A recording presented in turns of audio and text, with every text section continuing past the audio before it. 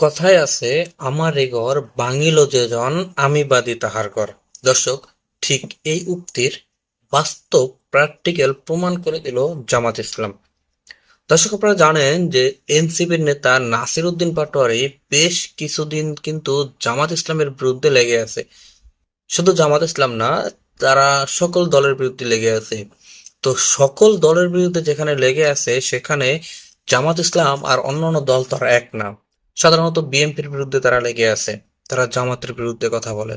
তো এবার বিএনপির বিরুদ্ধে কথা বলার কারণে বিএনপির পক্ষ থেকে নাসির উদ্দিন পাটোয়ারির বিরুদ্ধে একটা মামলা দায়ের করছে। পক্ষান্তরে সেই মামলার প্রতিবাদ জানিয়েছে জামাত ইসলাম। বিষয়টা কেমন হইল? আমার এ ঘর ভাঙিল যেজন আমি বাদী তাহার ঘর। ঠিক তেমন না? এই নাসিরুদ্দিন পাটোয়ারি তিনি জামাতের বিরুদ্ধে কথা বলে, বিএনপির বিরুদ্ধে কথা বলে। বিএনপি তাকে মামলা ঠুকে দিল, আর জামাত ইসলাম সেটার নিন্দা ও প্রতিবাদ জানালো। এখানে জামাত ইসলামের উচিতটা ছিল কি বলেন তো? একটু কমেন্ট বক্সে এখন একটু জানান।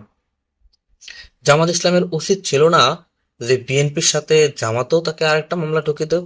কিন্তু না, সেটা তিনি না করে, জামাত ইসলাম না করে, জামাত ইসলাম আরো তারা তীব্র নিন্দা ও প্রতিবাদ জানিয়েছে। জামাত ইসলামের ভেরিফাই ফেসবুক পেজ থেকে তারা একটা পোস্ট দিয়েছে যে জুলাই যোদ্ধা এনসিপি নেতা জনাব নাসির উদ্দিন পাটোয়ারির বিরুদ্ধে মামলার দায়েরের তীব্র নিন্দা ও প্রতিবাদ জানায়।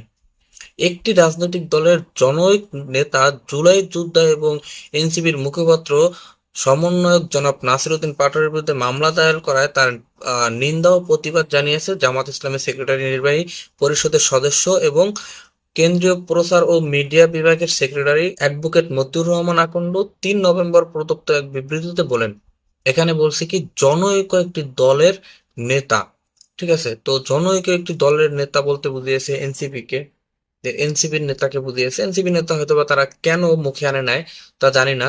তো তারা, জামাত ইসলাম এই বিষয়টাকে তারা প্রতিবাদ জানিয়েছে।